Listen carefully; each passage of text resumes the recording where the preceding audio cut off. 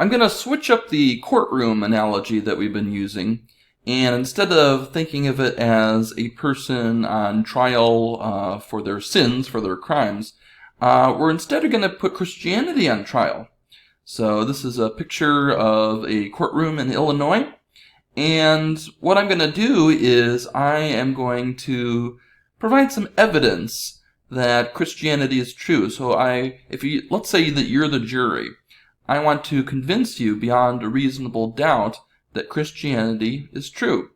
Or at least, because this is a video that can't go on forever, at least I want to provide enough evidence to pick your brain, get you thinking a little bit. And if you're interested, there are plenty of sources to look into this a little bit more deeply and have a lot more information than I can provide here. Another way to look at this is like a puzzle. So if you're looking at all the evidence that I'm going to show you, you're looking at what is life all about, and you think of it as puzzle pieces, you may not really have a clear picture of what it is just by looking at that puzzle piece. But as I'm putting all these puzzle pieces together, it begins to come together and form a clear picture. And as you can see, I'm going to make the case that it forms the picture of Christianity. It forms the picture of the need to trust in Jesus. And the way I'm going to do this is in a cumulative case, which means what I'm going to say doesn't rest or rise and fall on one particular argument. So you might not like or think one of my arguments is very convincing, but when you put all of these together, like you would pieces of a puzzle, together the picture becomes very clear. That's just like the courtroom analogy that I used too. Just because one line of evidence that somebody gives may be not as convincing to the jury, when the jury looks at all the evidence together, then they're able to come up with a decision, regardless if each piece of evidence on its own is convincing enough. I'm not arguing that one piece of evidence alone convinces people that Christianity is true. I'm putting all of this together, and that's how I'm coming to this conclusion. Now, there's an excellent book called I Don't Have Enough Faith to Be an Atheist that has 12 points that shows that Christianity is true. But that's probably pretty overwhelming to look at on a video, so I'm just going to nail it down to 4 important questions, and then we'll nail it down from there.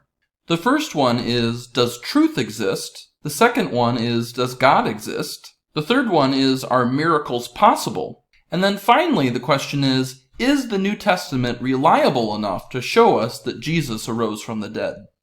Alright, so let's tackle that first question. Does truth exist?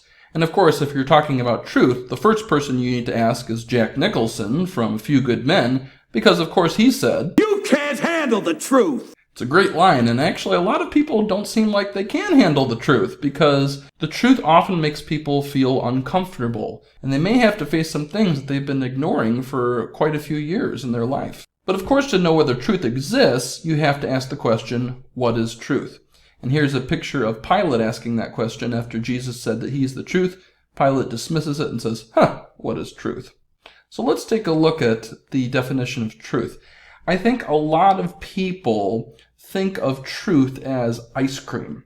And what I mean by that is people think truth is an opinion that you hold that you like and it resonates with you.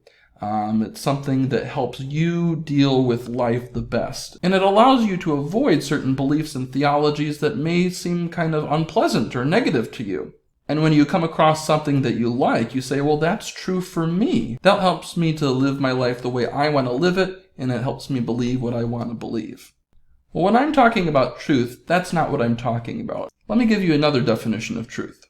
Truth is what tells it like it is, corresponds to the facts, and matches its object.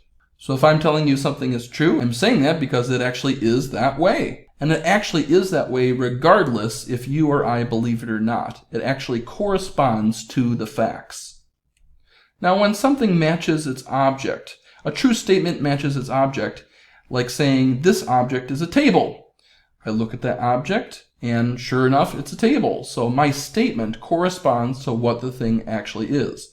If I said this object is a hairdryer, or this object is a computer, well, that statement would not go along and match with what it actually is, because you observe it, it's clearly not a hairdryer, it's clearly not anything else but a table.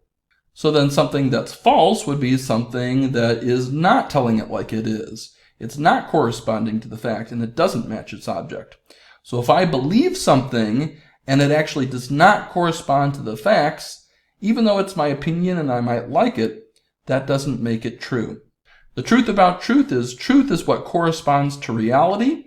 The correspondence view of truth cannot be denied without using it, since those who deny it assume their view corresponds to reality, and in reality, everyone holds to the correspondence view of truth.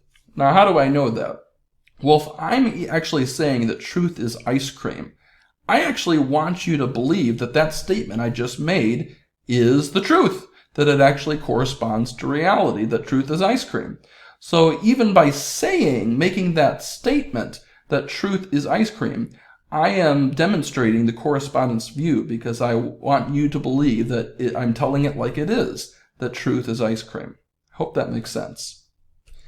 And finally, those who deny it in theory use it in practice. So I might talk like truth is ice cream, but I can't live that out. So let's say I have a headache and I take an ibuprofen and I look on the label there and it says, adults need to take 2 tablets. If I say, well, that doesn't really resonate with me, I don't really like that, I want to make sure I really feel better, so I believe that taking 15 ibuprofen would actually be a lot better. Well, that could have some dangerous results for you. Or if I say that truth is embracing contradiction, and that's actually what is true. Well, if I lived that out, and let's say I said, don't cross the street because a car is coming, and I thought that truth was embracing contradiction, and I said, because he said don't cross the street, a car is coming, I then believe that it is actually true there is no car there, so I'm going to just walk across the street and go my merry way.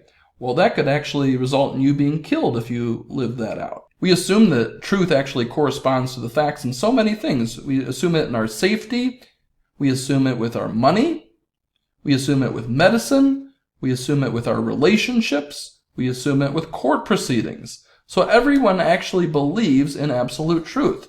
It's easy to talk like we don't, but it's not easy to live that out. Could you imagine being pulled over by a police officer and he said, you were actually going 65 in a 40-mile-an-hour zone. And I said to him, well, that may be true for you, but it's not true for me. And then you just take off. I think you'd be in pretty big trouble if you lived that out. Or if you went to the bank and you said, I'd like to take $10,000 out of my account. And the bank teller says, well, actually you only have $5 in your account.